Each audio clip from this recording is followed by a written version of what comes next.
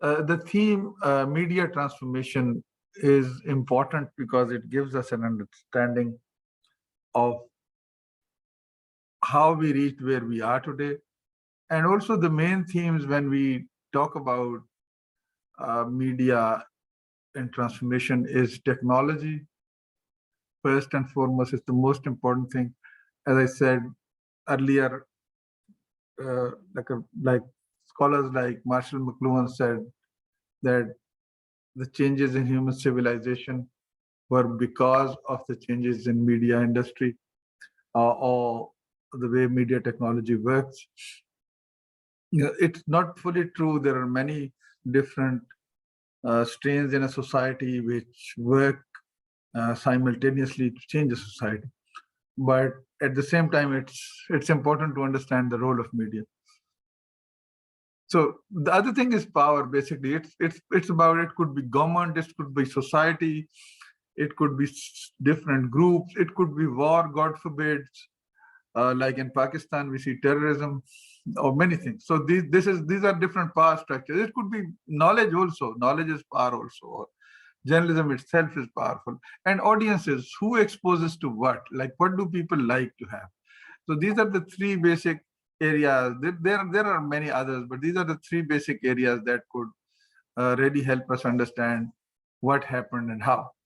I'll just limit myself to the three main media today, and then we can discuss others in the next class. So just not to talk too much about everything at the same time.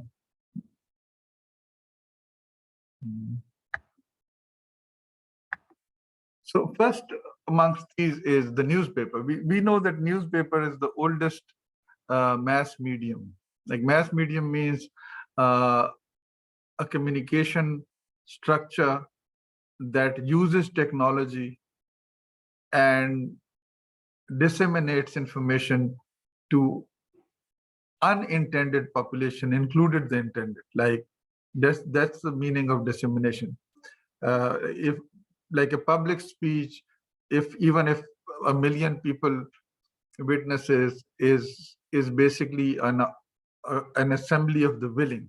Like all the people who wish to listen to somebody will come together and watch it. Like for example, there are concerts which are watched by millions and many millions of people, like cricket matches, for example. Like recently there was a nice video of a young man, little boy, who was like making funny faces to the robotic camera in a baseball game, and 30 million people were watching. Besides the one uh, in the whole arena. So that was an amazing example of technology and how it could really create news. But when we talk about newspapers, first and foremost is the printing press that prints the newspaper. From litho press, where stone carved words like alphabet were brought together to write something, we are into computerized printing presses, where millions of copies could be made in minutes. So that the development of that technology also helped a lot. The cost went high. Definitely, if you use modern printing presses, and there is no way out of it, like you have to use them, otherwise you can't publish a newspaper.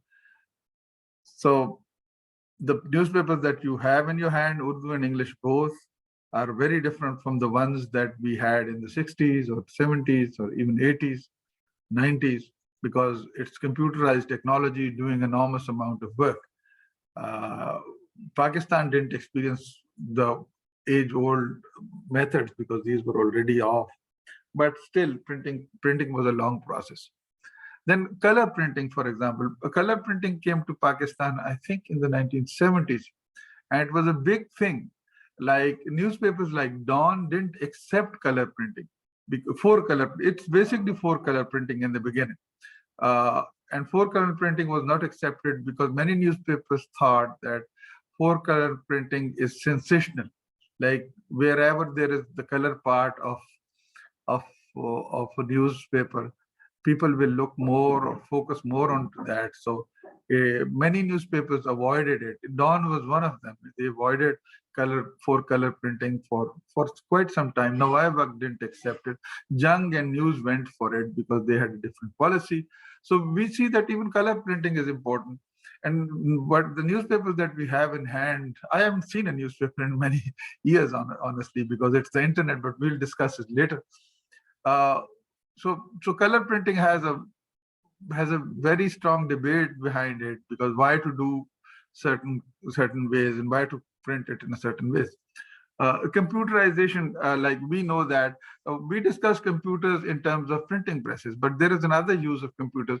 For example, I remember the days when journalists were given computers, desktops, and they were asked to write their stories in in certain spaces. Earlier, fight for spaces was difficult, and it was also, you had to specifically write a number of words, even when it was not, the layout was not on computers, but you could write your article, your uh, story on a computer. Before that, it was the typewriter. So typewriting skills were important. So you have to have certain amount of speed, and then you write something and you have to write correctly. And if you write something incorrect, then you have to use the whitener and retype at that point, and all these things were cumbersome. And especially there was a question of space. So how much space will I get if I write the story? So the editorial meetings were very important when we didn't have computer layouts. uh, so editorial meetings were important because you exactly knew what space you will get for your story. So you didn't want to put in less or more effort, exactly the number of words that you are supposed to get. So you write those. In Urdu newspapers, it was even more difficult because calligraphy was in place, and all these things. These were beautiful but really difficult ways of doing it. Then we came from calligraphy to typing, and now we have gone back into the age of calligraphy with computer technologies giving us a lot of assistance. So we see that even if you write a story which is 900 words, you can always trim it down. So the art is basically the art of reporting and composing is different. So the use of sub editors, for example, in the newspapers is far less and less, because reporters write their stories and they write their headlines and they just send them. So many of the things have changed. Internet itself, like the emergence of enormous amount of data coming in, and you are in a position to cut paste things and use them, and you can just use the internet and get a lot of stories that you need. And all these things are new. This has transformed newspapers from printing presses to the way you present stories, everything. All these things have changed. So that's the transformation. For a simple newspaper, like one of the biggest newspaper owners in Pakistan is known for taking newsprint to the printing press, then getting it printed, and then distributing it as a hawker in different areas. And the same newspaper owners, or that conglomerate is so powerful that it can even bring down governments if they wish, like they try. So we see that along with technology, you get power. Then is radio. We don't know, many of the students don't know about radios. Radio is considered to be the most important agent of change in global societies, especially in developing societies. But one of the biggest technological advancement is transmitters, because huge transmitters that costed enormously, uh, and their transmission capacity was very different from the ones that we have right now. I won't go into the technical debate AM and FM. FM is frequency modulation. I forgot what AM means. But the difference is that the AM waves just go straight. And that's why they do have the power to cover a larger area, but the signal is, if there is some hurdle in front of them, they can't move. So it should always be kind of plain land in front of them. And FM is frequency modulation that go in layers, and that's why it could cover more area. But the important thing is that the community broadcasting is dependent upon the quality of FM transmitters and the cheaper build of the new transmitters. Like you can buy a transmitter for 20,000-30,000. You can make it themselves. And this has this is really interesting. But in Pakistan, FM broadcasting and FM transmitters got into the hands of militants in Swat, for example, and they developed their own transmitters, and these are also movable, so you can't track them. Like they were you can put it in your car and you can transmit all messages, and then you can move on.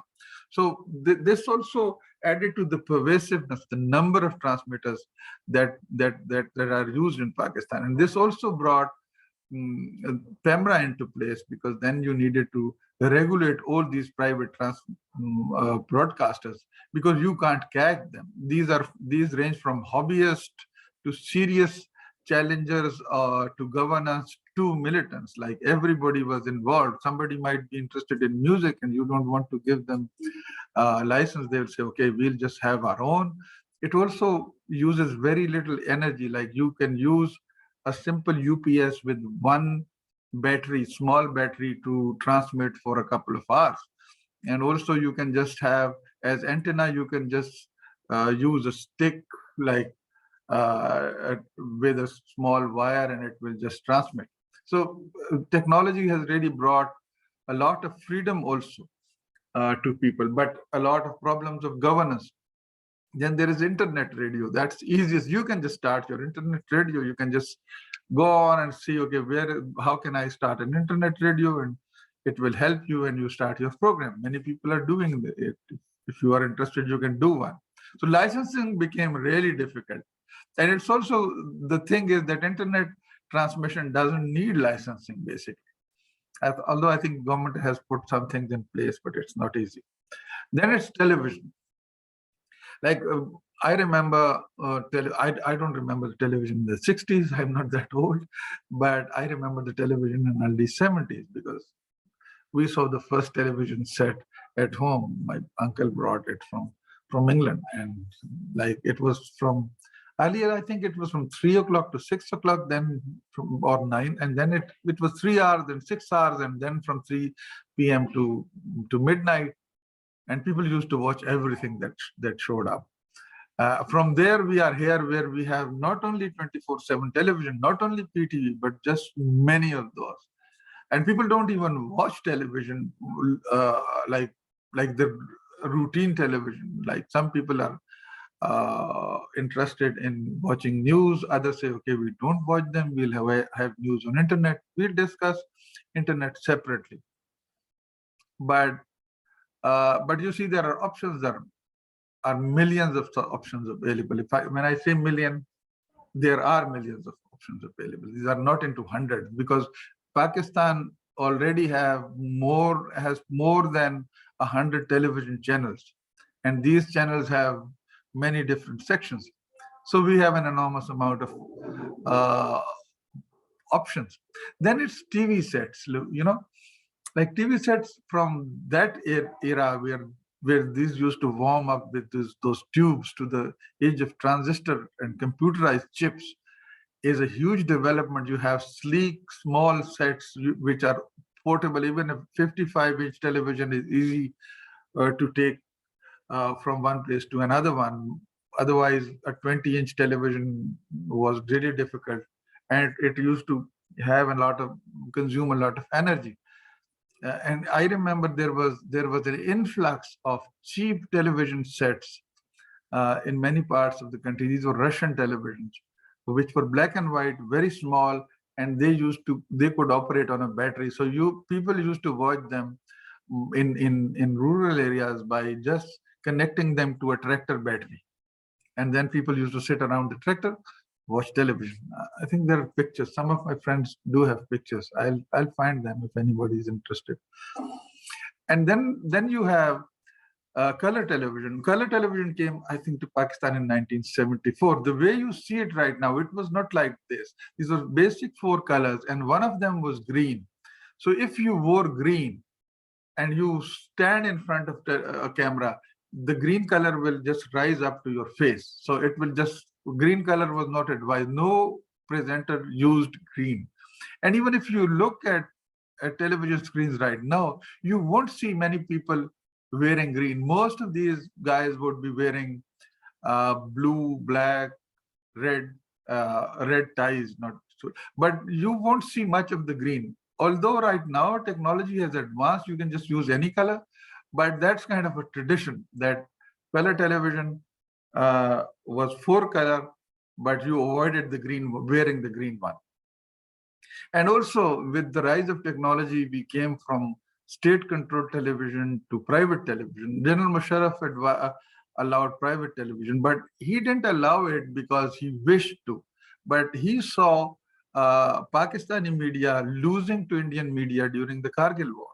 And he thought that controlling the media won't bring anything. I think General Musharraf was far more intelligent than many others because he just knew the challenge and understood it and allowed private television. In the big Pakistani televisions were operating uh, from Dubai. So none of them had an office in Pakistan except ARY. So ARY was the one channel which had an office in Islamabad. I know it because a friend was heading ARY then.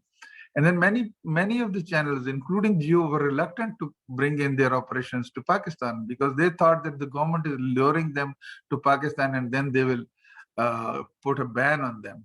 But that was not true. The government finally understood that keeping a lid on television won't help. So they said, okay, private television is allowed, you can function. So instead of functioning outside Pakistani boundaries, Pakistani television networks came to Pakistan, and now we have more than 100. And also this is the power of global technology because the iron curtain, as we say, the curbs on media, they don't work. You can't really control news. But here is the final word that for today, that when we talk about all this globalization of media, is it freedom or is it a compromise? Like I think it's both. Like I think that because of the freedom that we get through globalization and technology, everybody has the right and the opportunity to speak their minds. We will discuss social media later, but even on television, you have many options available. As an audience, you have many options available. You can just watch anything, you can just listen to anything, you can just read anything. When it comes to radio or newspapers, it's on the printing side. Yes, you can read a lot, but you can't read it as the newspaper is in paper. You can only have the options that are published in Pakistan.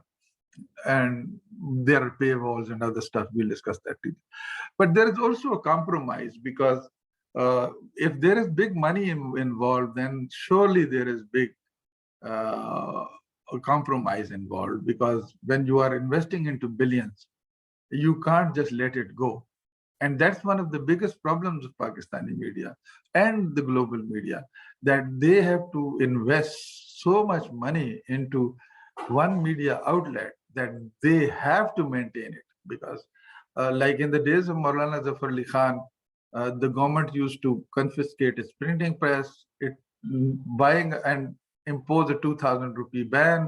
People used to collect money and buy him a new printing press and also just pay the fine. Now, nowadays, if a media operation is confiscated, even the office expenditure goes into millions, like equipment and everything. Don't think about printing presses, television or radio transmitters and all that stuff. So you have to make compromises. The same is true when it comes to global information structures, because global information structures are controlled by the most powerful nations on earth. So for the sake of being relevant, we have to compromise a lot of stuff. Like we don't get certain information. I was just reading something, and there was a news in Pakistan, which was, I don't know which channel it was, but it was the print variant of it. And they said petrol prices will go up. Why? Because the standoff between Ukraine and Russia will give rise to petrol prices. Like, that was a translation from an English monitoring newspaper or any whatever online platform it would have been. Now, this is propaganda, because because we don't rely on Ukrainian or Russian oil. We rely on oil in the Gulf, and Gulf is at war since many decades, and it's America and its allies doing it. But since somebody just wrote somewhere, some guy monitoring oil prices thought, okay, here it is, which is not true, because Russia or Ukraine both are not the biggest suppliers of oil. So these are the compromises, not simply in terms of money, but also in terms of information. So that's the way I see it. We'll talk about it further, but I think that's enough for today. And so we can discuss it more, but that's it now. So we start.